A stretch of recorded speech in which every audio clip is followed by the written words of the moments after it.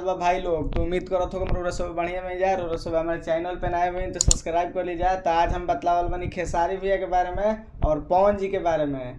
तो कल हम सूत के यही तेरे मोबाइल चलावत रहे तो पवन जी के कल गाना रिलीज भइल एगो भक्ति सॉन्ग।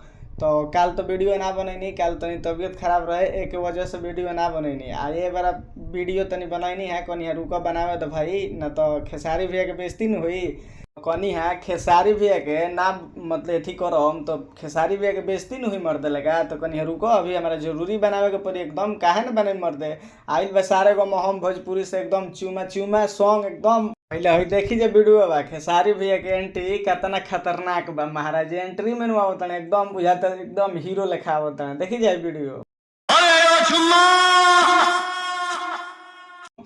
पवन जी के स्क्रीनशॉट मार के धैले बनी तो उनकर गोल भाई 1,29,000। खेसारी भैया के 1 घंटा में 1,49,000 गोल बा। मर्द व्यू में कोई दबा सकेला खेसारी भैया के? झूठो के हवा हवा बनैला से हो जी जा, झूठो के उहे नु कहत नहीं जे हवा बनैला से ना होई। सारे गो हम भोजपुरी से भी खाली टीजारवा छूटल बा, खाली आवे त गाना में देखियो कितना व्यू जाई।